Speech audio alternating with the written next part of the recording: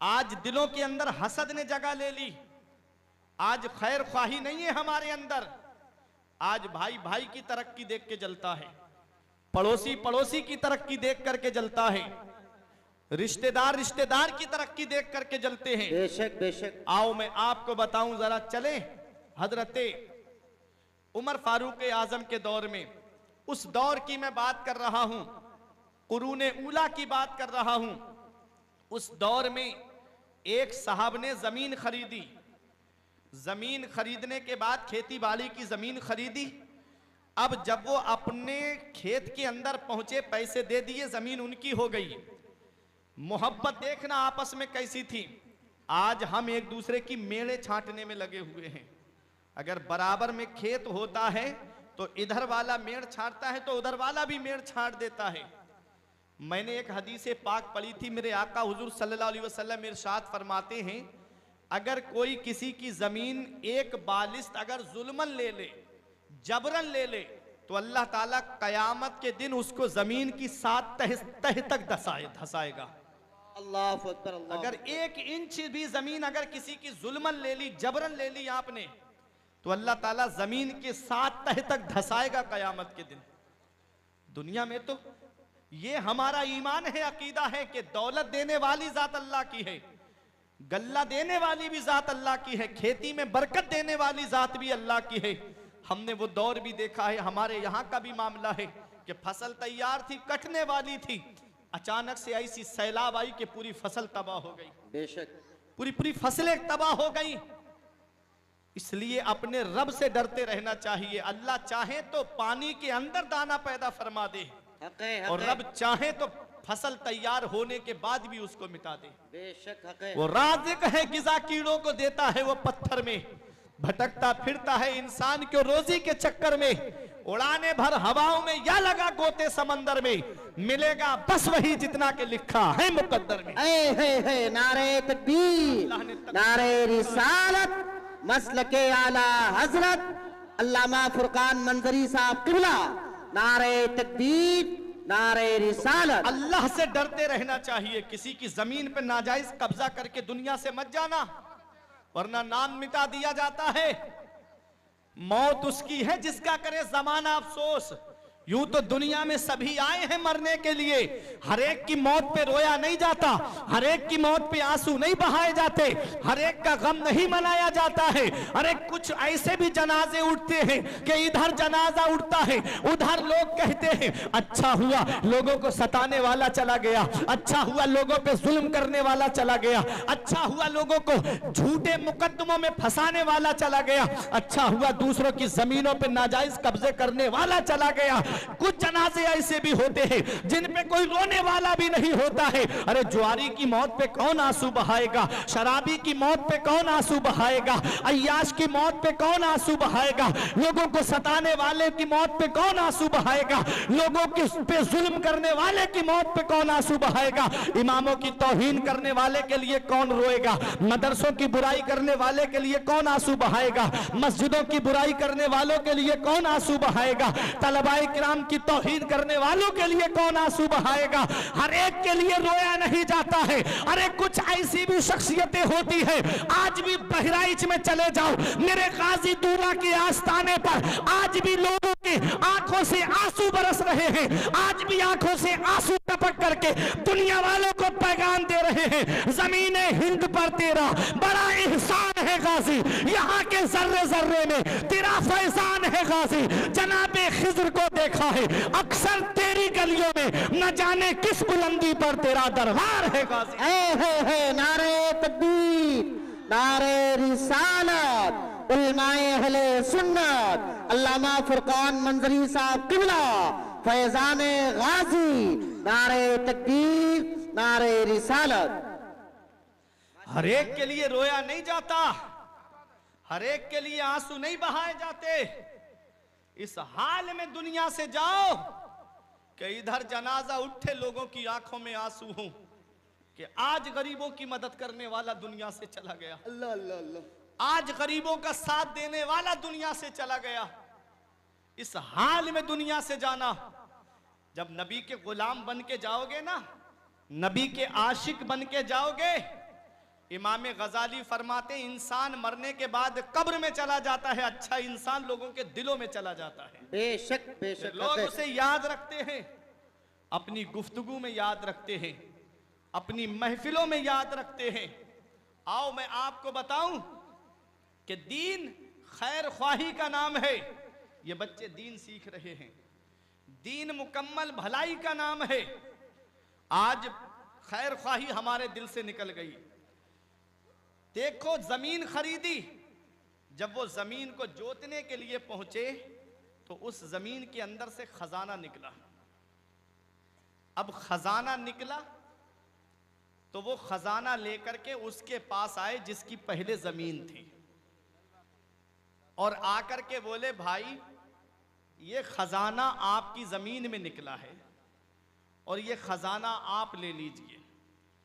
उन्होंने कहा भाई मैंने जमीन बेच दी है, अब ये खजाना मेरा नहीं है, अब जमीन आपकी हो गई तो ये खजाना भी आपका है, आप इसके मालिक हैं, इसे आप रख लीजिए। बेशक। उन्होंने कहा नहीं भाई मैंने सिर्फ जमीन के पैसे दिए हैं, खजाने के पैसे नहीं दिए हैं, इसलिए ये खजाना मेरा नहीं बल्कि आपका है। अच्छा आज के दौर में अगर होता मामला तो क्या होता, कभी सोचा है?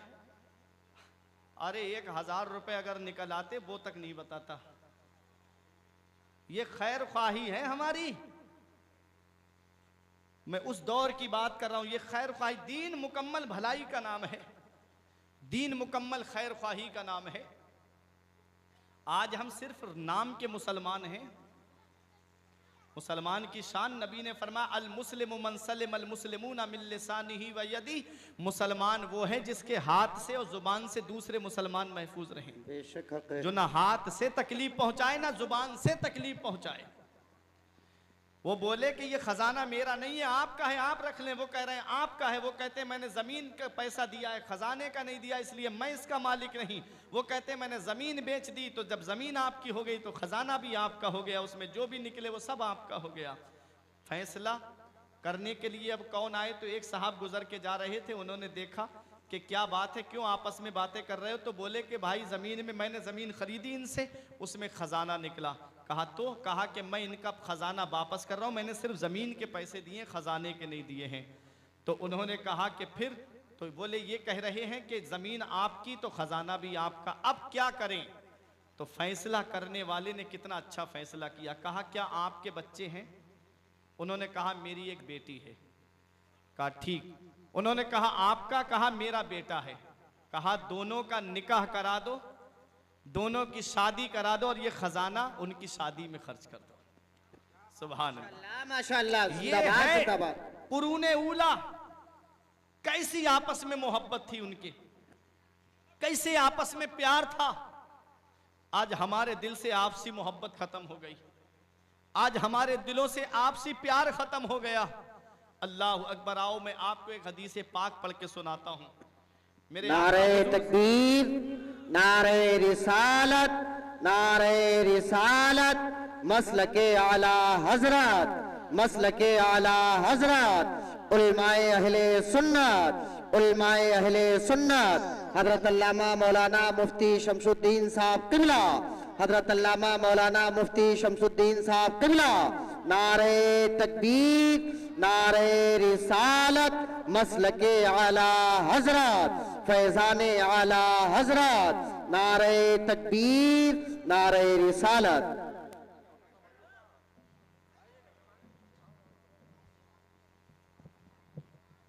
बैठ जाइए आप हजरत, बैठ जाए, बस बैठिए आप हजरत, थोड़ी सी देर और बर्दाश्त कर लें। थोड़ा मोहब्बत से बोलिए तलब के सुभान अल्लाह। खुसूसी खिताब खतीब अहले सुन्नत हजरत अल्लामा मौलाना मुफ्ती शमसुद्दीन साहिब किबला। बस मेरे फौरन बाद सनाउर रहमान भाई की नाते पाक, फिर हजरत का खिताब नायाब आपको मुकम्मल भरपूर तरीके से समात करना है। बस एक खामोशी का माहौल बना दें। आज अफरा तफरी का माहौल ज़्यादा है आपके प्रोग्राम में। क्या अच्छा होता कि इन खवातीन के बैठने की जगह कहीं अलग कर दी जाती, क्योंकि आपको पता है कि जहाँ 4 औरतें जमा होती हैं वहाँ पर वो खामोश बैठ ही नहीं सकती, और यहाँ तो 4 की बात करते हैं, यहाँ तो पता नहीं कितनी बैठी हैं।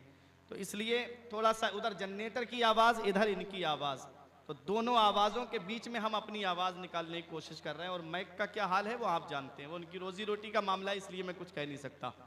तो मोहब्बत से ज़रा दुरूद पाक पढ़िएगा। अल्लाहुम्मा सल्ली अला सय्यदिना व मौलाना मुहम्मदिन व बारिक वसल्लिम सलातम व सलामन अलैका या रसूल अल्लाह सल्लल्लाहु अलैहि वसल्लम।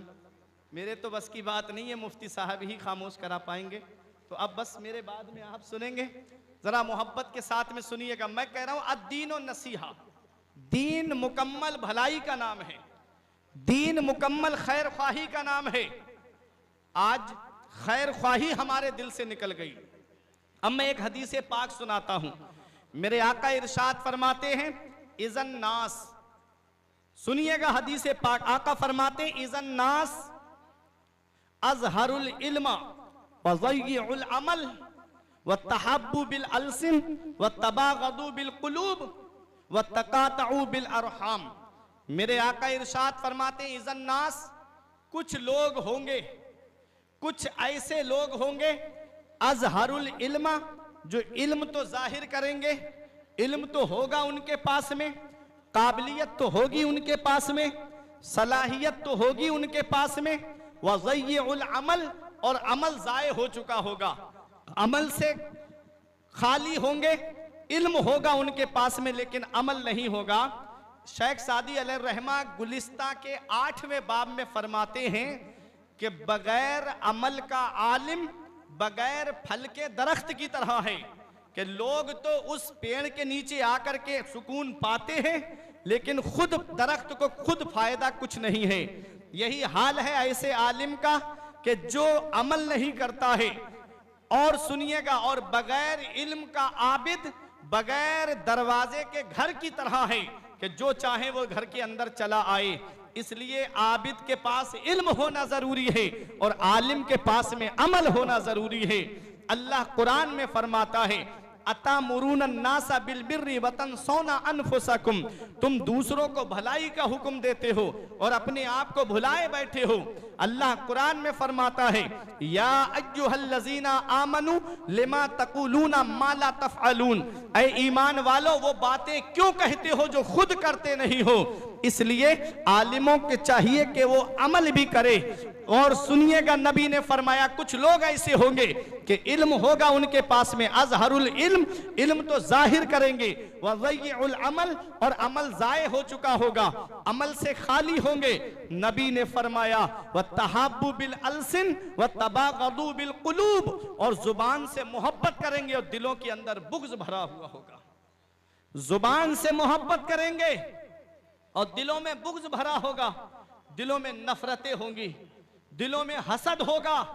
और हसद ऐसी बीमारी है, हसद की बीमारी जिसको लग जाए, शेख सादी फरमाते हैं सिवाय मौत के इसका इलाज कुछ है ही नहीं। अगर हसद दिल के अंदर लग जाए, और अल्लाह अकबर, अफसोस तब होता है अगर कोई हमारा भाई बिल्डिंग बना ले या हमारा भाई कार खरीद ले और इत्तेफाक से वो अपने घर में फातिहा कराए या कुरान खानी कराए या न्याज कराए और दावत करे अपने मोहल्ले वालों की, गांव वालों की, बस्ती वालों की, तो उसके घर आएंगे, खाना खाएंगे और खाना खा के तारीफ करेंगे, बहुत अच्छा खाना आपने खिलाया, बहुत अच्छा मकान आपने बना लिया। और जैसे ही बाहर निकले फिर आपस में बातें कि इसके पास पैसा कहाँ से आया, इसको इतनी दौलत मिल कहाँ से रही है, अरे ये तो कार में भी घूम रहा है। देखो जुबान से मोहब्बत है, व तबागदु बिल कुलूब, और दिलों में बुग़्ज़ भरे हुए हैं, दिलों में नफ़रतें भरी हुई हैं। ये हाल है आज हमारी कौम का, जुबान से तो मोहब्बत करते हैं और दिलों में बुग़्ज़ भरा हुआ रहता है। इस दिल को बुग़्ज़ से, कीने से, हसद से पाक कर लो, तभी मदीने वाले मुस्तफ़ा की मोहब्बत का चिराग इसमें रोशन होगा। और जब नबी की मोहब्बत का चिराग रोशन होगा तो इधर जनाजा उठेगा, उधर मेरे इमाम का शेर पढ़ा जाएगा, लहिद में इश्क़ रुखे शह का दाग लेके चले, लहिद में इश्क़ रुखे शह का दाग लेके चले, अंधेरी रात सुनी थी चिराग लेके चले। नारे तकबीर, नारे रिसालत, उलमाए अहले सुन्नत, मसलके आला हजरत, नारे तकबीर, नारे रिसालत। नबी ने फरमाया इज़न नास अज़हरुल इल्म व ज़य्युल अमल व तहाब्बु बिल अलसिन व तबागदु बिल कुलूब। कुछ लोग ऐसे होंगे जो इल्म जाहिर करेंगे, अमल से खाली होंगे, अमल जाय हो चुका होगा। नबी ने फरमाया जुबान से मोहब्बत करेंगे और दिलों के अंदर बुग़्ज़ भरे हुए होंगे, नफरतें भरी होंगी। नबी इरशाद फरमाते हैं व तकातउ बिल अरहाम, और रिश्तेदारियां काटने वाले होंगे, रिश्तेदारियां तोड़ने वाले होंगे। आज थोड़ी सी दौलत आ जाए रिश्ता खत्म कर देते हम, आज थोड़ा सा पैसा आ जाए हम रिश्तेदारी तोड़ देते हैं। अल्लाह अकबर। आज बाप घरों के अंदर आंसू बहा रहे, माँ घर के अंदर आंसू बहा रही है, और बेटे के पास दौलत आई, पैसा आया, शहर में मकान बनाया, माँ बाप किससे कोई रिश्ता नहीं, कोई ताल्लुक नहीं। कितने घर हमने ऐसे देखे जिन घरों में माँ बाप आंसू बहाते। कभी तुमको ये लगे कि माँ बाप अल्लाह की कितनी बड़ी नेमत? तो इस मतलबी दौर में आज हर एक की मोहब्बत में मतलब मिलेगा तुमको, पड़ोसियों की मोहब्बत में मतलब, रिश्तेदारों की मोहब्बत में मतलब, घर वालों की मोहब्बत में मतलब। इस मतलबी दौर में अगर बगैर मतलब के कोई मोहब्बत करता है तो वो बूढ़े माँ बाप हैं जो अपनी औलाद से बगैर मतलब के मोहब्बत करते हैं। माशाअल्लाह माशाअल्लाह, जिंदाबाद जिंदाबाद। आंसू बहा रहे, आज वही माँ बाप रो रहे हैं, आज वही माँ बाप घरों के अंदर आंसू बहा रहे हैं। बेटे के कमरे में एसी लगा है, जाड़ों में गर्म हीटर का इंतजाम, माँ बाप तीनों झोपड़ियों में रह के हाथ वाले पंखे से हवा करके शब रोज गुजार रहे हैं। क्या इसी दिन के लिए माँ बाप ने औलाद को जवान किया था? क्या इसी दिन के लिए माँ बाप ने औलाद को पाला था? हम कौन सा मुंह लेके जाएंगे अपने नबी की बारगाह में? कयामत में मेरे आका ने हमसे पूछ लिया कि बुढ़ापे में माँ बाप की दौलत मिली थी, बताओ कौन सा सलूक उनके साथ कर कर आए? क्या कहोगे कि उनका बिस्तर घर से बाहर निकाल कर आए? क्या कहोगे उन्हें तीनों झोपड़ियों में रहने पे मजबूर करके आए? इतना याद रखना, बाप आंगन में लगे हुए पेड़ की तरह है। ये मदरसे के सहन में जो पेड़ देख रहे हो ना, दरख्त, आप याद रखना बाप आंगन में लगे हुए पेड़ की तरह है। जिस दिन ये पेड़ गिर गया ना, उस दिन धूप भी परेशान करेगी, गरम गरम लू के थपेड़े भी परेशान करेंगे। कितनी भी शिद्दत की गर्मी पड़े, कितनी भी तेज लू क्यों ना चले, हवा क्यों ना गर्म चले, आदमी पेड़ के नीचे चारपाई बिछा के बैठ जाए, आराम मिल जाता है। पेड़ के नीचे कुर्सी डाल के बैठ जाओ, आराम मिल जाता है। हमारे बुजुर्गों ने कहा बाप आंगन में लगे हुए पेड़ की तरह है। जिस दिन ये पेड़ गिर गया ना, उस दिन धूप भी परेशान करेगी, गरम गरम लू के थपेड़े भी परेशान करेंगे। आओ मैं आपको बताता हुआ चलूं, बाप क्या नहीं करता अपनी औलाद के लिए, बाप कौन सी कुर्बानी नहीं देता अपनी औलाद के लिए। कभी नौजवानों तुम्हें ये लगे मेरे बाप ने मेरे लिए क्या किया है, तो अपने अब्बा के पेशानी की सिलवटें देख लिया करो, अपने अब्बा के हाथ की लकीरें देख लिया करो। एक दिन मैंने पूछा, अब्बा मेरे हाथ की लकीरें नजर आ रही हैं, तुम्हारे हाथ की लकीरें कहां चली गई? फौड़ा चलाते चलाते हाथ की लकीरें मिट जाती हैं, दूसरों के घरों में मजदूरी करते करते हाथ की लकीरें मिट जाती है। बाप क्या नहीं करता अपनी औलाद के लिए, बाप कौन सी कुर्बानी नहीं देता अपनी औलाद के लिए। आज औलाद थोड़ा सा पैसा आ गया, माँ बाप से बात करना पसंद नहीं करती। इतना याद रखना प्यारे मुसलमानों, बाप अल्लाह की इतनी बड़ी नेमत है, बाप अल्लाह की वो अजीम नेमत है। जिस दिन ये साया सर से उठ गया, उस दिन चिराग लेके भी ढूंढोगे तो बाप जैसा प्यार करने वाली शख्सियत नहीं मिलेगी, माँ जैसी मोहब्बत करने वाली शख्सियत नहीं मिलेगी। बाप क्या नहीं करता अपनी औलाद के लिए। ये 3-3 साल के लिए सऊदी कमाने जाने वाला ये एक बाप ही तो है, ये मुंबई कमाने जाने वाला ये एक बाप ही तो है, ये दिल्ली कमाने जाने वाला ये एक बाप ही तो है, अरे ये बेंगलोर कमाने जाने वाला ये एक बाप ही तो है, ये मुंबई कमाने जाने वाला ये एक बाप ही तो है, ये फलों का ठेला लगाने वाला एक बाप है, ये रिक्शा चलाने वाला एक बाप है। कभी लगे मेरे बाप ने मेरे लिए क्या किया है, तो चले जाया करो बहराइच शरीफ में बस स्टैंड की तरफ या मेरे गाजी के आस्थाने की तरफ, रात के 2 बजे 3 बजे ये ऑटो रिक्शा लेके रोड पे चलने वाला ये एक बाप ही तो है, ये फलों का ठेला लगाने वाला एक बाप ही तो है, ये बसें चलाने वाला एक बाप ही तो है, ये ट्रक चलाने वाला एक बाप ही तो है। बाप क्या नहीं करता अपनी औलाद के लिए, बाप कौन सी कुर्बानी नहीं देता अपनी औलाद के लिए। बाप आंगन में लगे हुए पेड़ की तरह है, जिस दिन ये पेड़ गिर गया, जिस दिन ये साया सर से उठ गया, उस दिन धूप भी परेशान करेगी, गरम गरम लू के थपेड़े भी परेशान करेंगे। ऐसे माँ बाप के साये की ना कदरी ना कर, धूप काटेगी बहुत। जब ये शजर गिर जाएगा, इस वक्त के बारे में तो सोचा भी ना था। बेटों से ज़ईफी में हुई खत्म रसाई, घर बार तो बांट लिए शौक से फुरकान, हिस्से में किसी के मगर मां नहीं आई। वक्त ठुकरा देगा एक दिन मेरी सारी ये कुर्बानियां, दामने उम्मीद में फकत नाकामियां रह जाएंगी। शादियों के बाद बेटे तो अलग हो जाएंगे, बाप के हाथों में फकत बैसाखियां रह जाएंगी। नारे तकबीर, नारे रिसालत, मसलके आला हजरत, फैजाने आला हजरत, उलमाए अहले सुन्नत। नारे तकबीर, नारे रिसालत। हाथों में फकत बैसाखियां रह जाएंगी। ऐसे माँ बाप के साये की ना कदरी ना कर, धूप काटेगी बहुत जब ये शजर गिर जाएगा।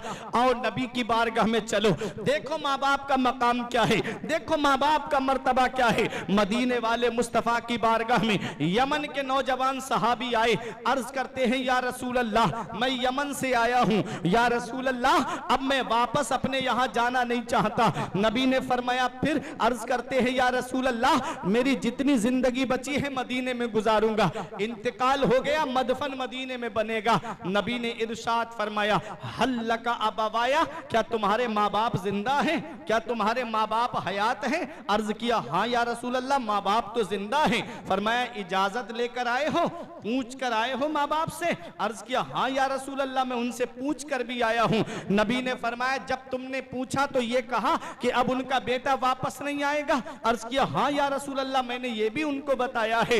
नबी ने इरशाद फरमाया, जब तुमने ये कहा अब उनका बेटा वापस नहीं आएगा तो उनकी हालत कैसी थी? वो हंस रहे थे कि रो रहे थे? सहाबी की आंखों में आंसू आ गए। सहाबी रो के अर्ज करते, या रसूल अल्लाह जब मैंने ये कहा अपने माँ बाप से, आखिरी बार अपने बेटे का चेहरा देख लो, आज के बाद मैं मदीने शरीफ जा रहा हूँ, मेरा अब जितनी जिंदगी बची है मदीने में गुजारूंगा, इंतकाल हो गया मदफन मदीने में बनेगा।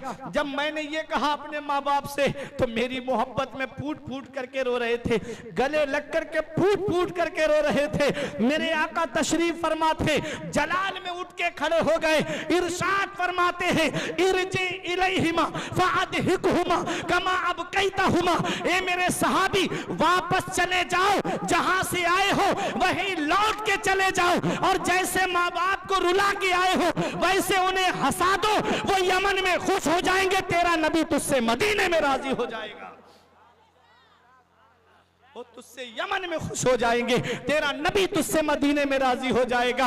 वो माँ बाप को सता करके उम्रे के टूरों पे टूर करने वालों, इधर माँ बाप एक एक पैसे के लिए परेशान है, इधर माँ बाप दवाई के लिए परेशान, और बेटा अजमेर की बड़ी डेग में पैसे डाल कर आ रहा है, इधर माँ बाप एक एक पैसे के लिए परेशान है। बेटा नैनीताल की सैर करता हुआ नजर आ रहा है, इधर माँ बाप दवाई के लिए परेशान, बेटा दार्जिलिंग की सैर करता हुआ नजर आता है। इतना याद रखना, मेरे आका इरशाद फरमाते हैं, जिससे उसके माँ बाप राजी हैं उससे अल्लाह राजी, उसका रसूल राजी, और जिससे माँ बाप नाराज उससे ना अल्लाह राजी ना उसका रसूल राजी। ऐ मैना नेवरिया के जिंदा दिल मुसलमानों, घर में रूठे हुए माँ बाप को मना लो, वो हाथ उठा के दुआ कर देंगे, अल्लाह तेरी तकदीर को बदल देगा, अल्लाह तेरी किस्मतों को बदल देगा, और तेरे कारोबार में इतनी बरकत अता फरमाएगा कि तेरी नस्लें खाएंगी तब भी वो पैसा खत्म नहीं होगा।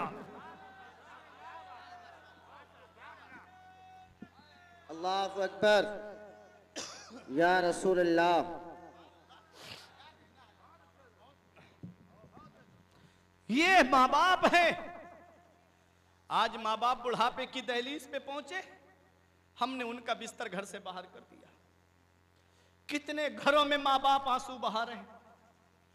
इतना याद रखना, जिस घर में माँ बाप की आंखों से आंसू औलाद की वजह से निकलते हैं, अल्लाह उस घर से सुकून उठा लेता है, अल्लाह उस घर से बरकतें उठा लेता है, अल्लाह उस घर से रहमतें उठा लेता है। जिस घर में माँ बाप की आंखों से आंसू निकले, मेरे आका फरमाते हैं, जो सुबह को माँ बाप का चेहरा मोहब्बत से देख ले, अल्लाह जन्नत के दोनों दरवाजे खोल देता है, दो दरवाजे खोल देता है। और एक का इंतकाल हो गया, एक मौजूद है, तो जो मौजूद है उसका चेहरा मोहब्बत से देख ले तो अल्लाह जन्नत का एक दरवाजा खोल देता है। ये माँ बाप जब बुढ़ापे में पहुंच जाए तो ये हमारे लिए बख्शिश का जरिया बन जाते हैं। रमजान शरीफ का महीना आ रहा है ना, चंद दिन की बात है, 2-3 दिन के बाद में आप देखेंगे वो बहारें लूटेंगे आप। जो नेमतें पूरी साल इंसान को खाने को नहीं मिलती हैं, वो इस एक महीने में नेमतें मिल जाती हैं। फल सेब 100 रुपए से ऊपर किलो बिकता है, लेकिन रमजान शरीफ के महीने में देख लेना, गरीब से गरीब आदमी के भी दस्तरखान पे फल रखे हुए आपको मिलेंगे। ये बरकत है रमजान शरीफ की। उसमें बरकत के दरवाजे खोल दिए जाते हैं, उसमें रहमत के दरवाजे खोल दिए जाते हैं, उसमें जन्नत के दरवाजे खोल दिए जाते हैं। वह गुल्लिकत अबवाबो जहन्नम, जहन्नम के दरवाजे बंद कर दिए जाते हैं। वह सुलसिलतिश शयातीन, और शयातीन को जंजीरों में कैद कर दिया जाता है। ऐसा बरकत वाला महीना हमारे दरमियान आ रहा है, लेकिन जरा जरा सी बात पे हम रमजान के रोजे छोड़ देते हैं, जरा जरा सी बातों पे रोजे छोड़ देते हैं। सर में दर्द हुआ, डॉक्टर साहब ने बताया है कि तबीयत ठीक नहीं है, मामला खुद का है, डॉक्टर साहब के ऊपर रख दिया ले जा करके। खुद का मामला है, खुद का नफ्स नहीं चाह रहा है रोजे रखना, और रखा मामला डॉक्टर साहब पे, डॉक्टर साहब ने मना कर दिया है। इंजेक्शन लगवा लिया, रोजा टूट गया है, अब क्या करें इमाम साहब। ये हालात आज हमारी कौम के हैं। रमजान शरीफ का रोजा अगर कोई जानबूझ करके, कोई उज़्र शरआ नहीं है, उज़्र शरई नहीं है, जानबूझ के रोजा, एक रोजा छोड़ दे, उसके बदले में पूरी जिंदगी रोजे रखे, तब उसे एक रोजे के सवाब को नहीं पहुंच सकता। अल्लाह इम्तिहान लेता है अपने बंदों का कि मैंने 11 महीने तुमने मेरी नेमतों को खाया, क्या उन नेमतों को एक महीने के लिए, सिर्फ एक महीने के लिए दिन में छोड़ सकते हो? लेकिन हम उसमें भी फेल हो गए। मस्जिद का शिकम नमाजियों की ग़िज़ा से खाली हो गया। रमजान शरीफ में मस्जिद आबाद, और जैसे ही ईद की नमाज हुई फौरन मस्जिद की तरफ फिर मुड़ के नहीं देखते, जुमे की जुमे आदमी पहुंचता है। फिर ये हालात आज हमारी कौम के हो गए। जब भी कहता हूं या अल्लाह मेरा हाल देख, हुक्म होता है अपना नामे आमाल देख। आज हमारे नामे आमाल में कोई ऐसी नेकी नहीं है जिस पे सीना तान के ये कह दे ये नेकी जन्नत में लेके जाएगी। फिर भी सीना तान के कहते हैं जन्नत में जाएंगे। जन्नत मिलना इतना आसान नहीं है जितना आज तुमने सोच रखा है। अम हसिबतुम अन तदखुलुल जन्नत, क्या तुम ये गुमान करे बैठे हो कि जन्नत तुम्हें इतनी आसानी से मिल जाएगी? अगर जन्नत मिलना इतना आसान होता तो देखो हजरत उस्मान गनी को, देखो अपने वक्त के उस्मान गनी को। ये कौन है उस्मान गनी? ये वो है जो सहाबी रसूल भी है, अशराए मुबशरा में से भी है, दामाद रसूल है, और जो मकाम हजरत उस्मान गनी को हासिल है वो किसी और सहाबी को हासिल नहीं है कि नबी की 2 शहजादियां यके बाद दीगर हजरत उस्मान गनी के निकाह में आई है। उसके बाद नबी फरमाते हैं अल्लाह मुझे 40 बेटियां देता और यके बाद दीगर उस्मान के निकाह में देनी होती तो मैं उस्मान के निकाह में दे देता। ये मकाम है उस्मान गनी का। गज़वे तबूक के मौके पे जो अशरफियां दिरहमो दीनार नबी की बारगाह में ला करके आपने रखे थे तो एक ऊंचा ढेर लग गया था। नबी उन अशरफियों को उछालते जाते और दुआ फरमाते जाते, आज के बाद मेरा उस्मान कोई नेकी ना भी करे तब भी जन्नत उसके ऊपर वाजिब हो गई है। ये है हजरत उस्मान गनी का मकाम। लेकिन सुनो मैना निवरिया के जिंदा दिल मुसलमानों, इतनी बड़ी शान का जो मालिक हो, जिसे दुनिया में जन्नती होने का शरफ मिला हो, जिसे नबी ने दुनिया में जन्नती होने की खुशखबरी और बशारा सुनाई हो, जरा सोचो उसके खौफे खुदा का आलम। आज हमारी आंख से एक आंसू नहीं निकलता। पूरी तकरीर हम सुनते लेकिन एक आंसू हमारी आंख से नहीं टपकता। कुरान की तिलावत करें तब भी हमारी आंख से एक आंसू नहीं टपकता। जनाजे के साथ जा रहे हैं, कोई फोन पे लगा है, कोई मजाक करता जा रहा है, कोई हंसी बनाता जा रहा है, एक आंसू हमारी आंख से नहीं निकलता।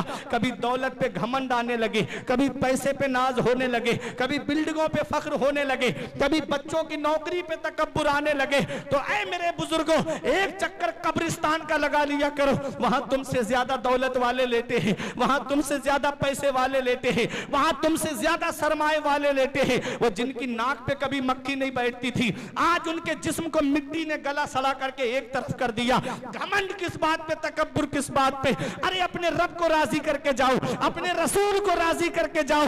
अरे दुनिया में जब तक रहो नबी के वफादार बन करके रहो, अल्लाह के फरमान पे अमल करते रहो। जब दुनिया से जाना हो तो ये कह के दुनिया से जाना कि जमाना खफा है, तो क्या गम है इसका, जमाने को ठोकर लगाए चला जा, जमाना ही एक दिन तेरे साथ होगा, तू आका को अपने मनाए चला जा।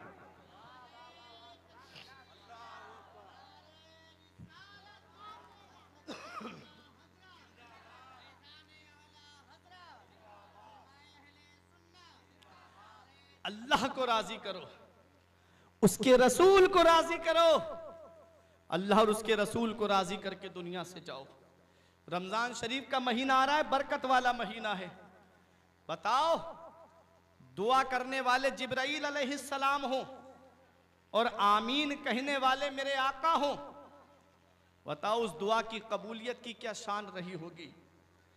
जब मेरे आका रमजान शरीफ के महीने में मस्जिद नबवी में दाखिल हुए, पहले जीने पे आपने कदम रखा, आमीन कहा।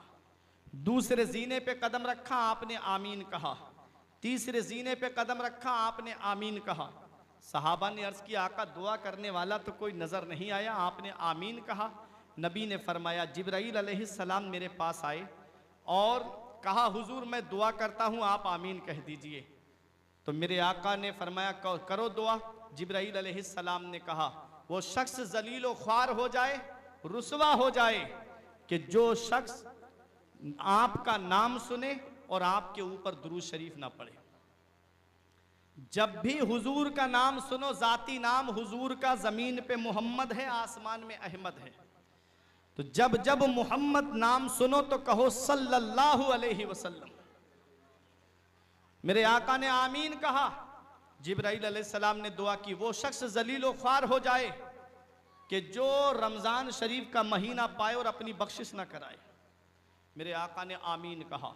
तीसरी दुआ की, वो शख्स जलीलो ख्वार हो जाए कि जो शख्स अपने माँ बाप को बुढ़ापे में पाए और अपना दाखिला जन्नत में ना कराए। मेरे आका ने आमीन कहा। तो पता चला माँ बाप बुढ़ापे में जब मिले हैं हमको, तो ये हमारे जन्नत में दाखिल होने का सबब है। तो माँ बाप बुढ़ापे में जब पहुँचे तो हमको उनकी खिदमत करना है। माँ बाप जब बुढ़ापे की दहलीज पे कदम रखें तो हमको उस वक्त अपने माँ बाप को संभालना है, जैसे हमारे माँ बाप बचपन में हमको संभालते हैं। हमारा जिस चीज़ को खाने का दिल करता है हमारे माँ बाप ला करके रखते हैं। जब वो बुढ़ापे में पहुँच जाएं तो फिर औलाद जो है अपने बाप से बात करना तक पसंद नहीं करती। आज जिस बाप का खून अच्छा नहीं लगता, आज जिस माँ की बात तुमको अच्छी नहीं लगती, एक दिन आएगा जिस दिन ये चारपाई घर से उड़ जाएगी, उस दिन कोई खैरियत पूछने वाला नहीं होगा, उस दिन कोई मोहब्बत से बात करने वाला नहीं होगा। इसलिए एक पैगाम दे के जा रहा हूँ, इस जलसे से अपने रब को राज़ी कर लेना। ये जलसे इसलिए होते हैं ताकि आमाल की इस्लाह हो जाए। और जो तुमने सोच रखा है ना, जन्नत मिलना इतना आसान नहीं है। नमाजें छोड़ के कहता है मैं हुसैनी हूँ। बता, हुसैन ने कब फर्ज ऐन छोड़े हैं? मेरे अजीज मैं पहुंचा हूं इस नतीजे पर, नमाज छोड़ दी समझो हुसैन छोड़े हैं। नमाज छोड़ दी समझो हुसैन छोड़े हैं। नमाज एक वक्त की हम नहीं पढ़ते, सिनेमा हॉल हमने आबाद कर दिए, मस्जिदें हमने वीरान कर दी।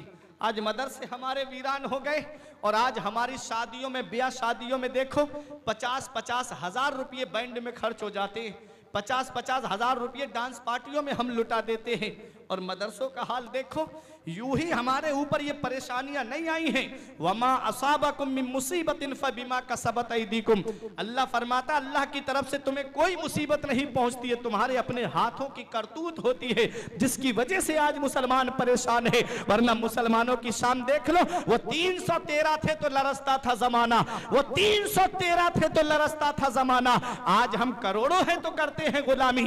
ये हाल आज हमारा हो गया है। वो मुअज़्ज़ज़ थे जमाने में मुसलमान हो होकर और हम ख्वार हुए तारिके कुरान होकर दरसे कुरान अगर हमने भुलाया होता, ये जमाना ना जमाने ने दिखाया होता। हमें करनी है शहंशाह बतहा की रजा जोई, वो अपने हो गए तो रहमते परवरदिगार अपनी तरीके मुस्तफा को छोड़ना है वजह बर्बादी, इसी से कौम दुनिया में हुई बेइक्तिदार अपनी। आज जो हम जलील हैं, रुसवा है, परेशान है, इसमें हमारे अपने आमाल की वजह है। आज हम अपनी मस्जिदों में अल्लाह की इबादत करने के लिए नहीं जाते, ये वुजू खाने आवाज दे रहे हैं। और रमजान शरीफ में मस्जिद को आबाद करने वालों, 11 महीने मुझको आबाद रखना। आज जैसे ही ईद की नमाज पढ़ी, मस्जिद की तरफ से पीट करके ऐसे आए, फिर जुमे के दिन ही मस्जिद में जाते हैं। इल्ला माशाअल्लाह जो नमाज पढ़ने वाले हैं, जो 5 वक्त नमाजी हैं, वो हर वक्त अपने रब की इबादत करते हैं। मैं आखिरी बात आपको बता दूं, हजरत उस्मान गनी का खौफ खुदा देखिए।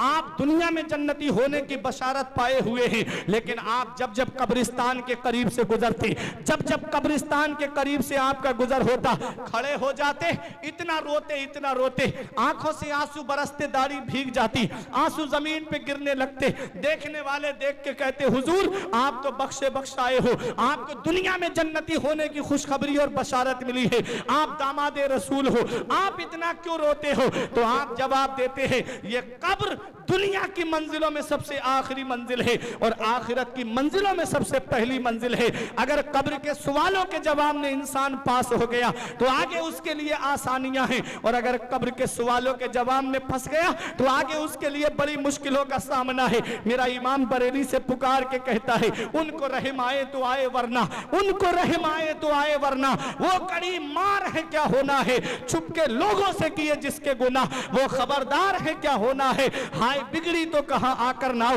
ऐन मझधार है क्या होना है, कल तो दीदार का दिन है और यहाँ आंख बेकार है क्या होना है। आज बदनिगाही करके ये आंखें इस लायक नहीं रही कि अपने नबी के सामने खड़े हो सके।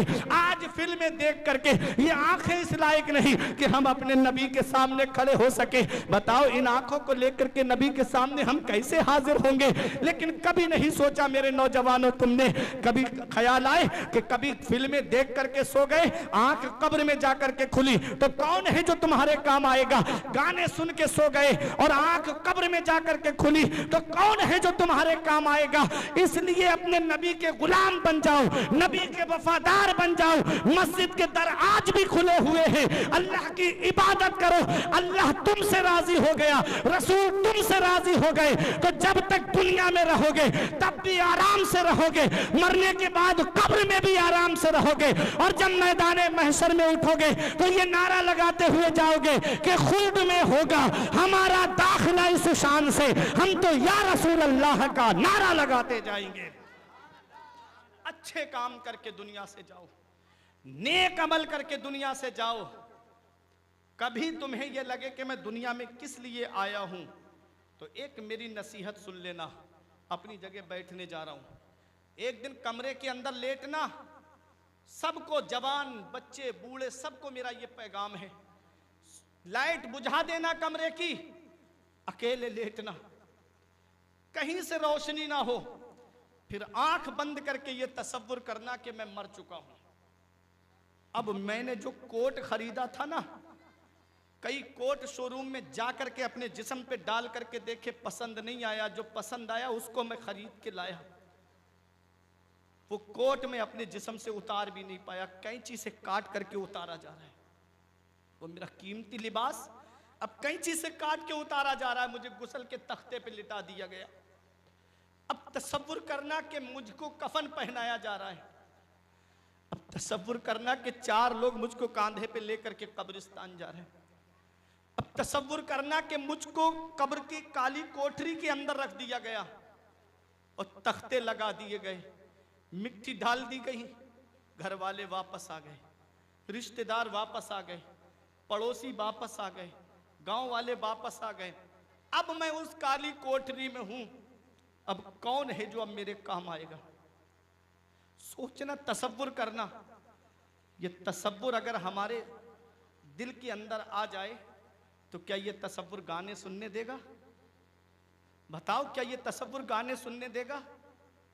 क्या ये तसव्वुर हमको फिल्में देखने देगा? क्या ये तसव्वुर जुए की दुकान पे जाने देगा? क्या ये तसव्वुर शराब के अड्डों की तरफ जाने देगा? तसव्वुर करना, सोचना जाकर के तन्हाई में। बड़ी बड़ी उम्रें पाने वाले दुनिया में आए, उनका नाम मिटा दिया अल्लाह ने। बड़ी बड़ी दौलत वाले आए, अल्लाह ने उनका नामो निशान मिटा दिया। कारून ने एक लफ्ज बोला था मूसा पैगंबर से कि अब अल्लाह फकीर हो गया, हमसे पैसे मांग रहा है। खजाने के साथ जमीन में धसा दिया अल्लाह ने। न दौलत पे घमंड करो, न हुस्न पे घमंड करो, न सेहत पे घमंड करो। मौला अली शेर खुदा फरमाते हैं, दौलत पे सेहत पे कभी घमंड ना करे। बीमारी लगने में वक्त नहीं लगता है और पैसे के जाने में वक्त नहीं लगता है। कैसी कैसी बीमारियां चल रही हैं, ये डॉक्टरों से पूछिएगा आप, वो बताएंगे आपको। पैसा, लाखों रुपये जो हैं यूं ही चले जाते हैं, ऐसी ऐसी बीमारियां चल रही हैं। तो मेरे अजीजों, अपनी मौत को याद रखो, अपनी आखिरत को याद रखो और अपने बच्चों को हाफिज कुरान बना के जाओ, अपने बच्चों को आलिम दीन बना करके जाओ। नबी ने फरमाया, अद्दिबू औलादकुम अला सलासे खिसाल, हुब्बे नबीयकुम व हुब्बे अहले बैती व क़िराअतिल कुरान। नबी ने फरमाया, अपनी औलाद को 3 बातें सिखाओ। पहली, उसके दिल में नबी की मोहब्बत डाल दो, नबी का प्यार डाल दो, व हुब्बे अहले बैती। और दूसरी बात नबी ने बताई कि मेरे अहले बैत की मोहब्बत उनको सिखाओ, उनके दिल में मेरे अहले बैत की मोहब्बत डाल दो। तीसरी बात नबी ने फरमाई, व क़िराअतिल कुरान, और अपनी औलाद को कुरान पढ़ना सिखाओ, अपनी औलाद को कुरान पढ़ना सिखाओ। इन मदरसों में भेजो अपने बच्चों को कुरान पढ़ने के लिए। अगर कुरान नहीं पढ़ाया आपने तो ये औलाद क़यामत के दिन अपने बाप को खींच के लाएगी रब की बारगाह में। इमाम गजाली फरमाते हैं, वो औलाद कहेगी, मौला मेरा बाप मुझे नंगा रखता ये गवारा था, भूखा रखता ये गवारा था, इसने मुझे कुरान की तिलावत नहीं सिखाई, जिसकी वजह से मैं जायज़ और नाजायज़ में फ़र्क ना कर सका। आज मैं जहन्नम में जा रहा हूं तो अकेला नहीं जाऊंगा, अपने बाप को जहन्नम साथ लेके जाऊंगा। बताओ, दौलत औलाद के लिए जमा कर गए, पैसा औलाद के लिए जमा कर गए, कुरान नहीं सिखाया अपनी औलाद को, कुरान पढ़ना नहीं सिखाया, वही औलाद जहन्नम में ले जाने का जरिया बन गई। इसलिए अपने बच्चों को कुरान की तिलावत ज़रूर सिखाओ, कुरान पढ़ना ज़रूर सिखाओ, मदरसों में भेजो कि मदरसे तुम्हारी ज़रूरतों का नाम है।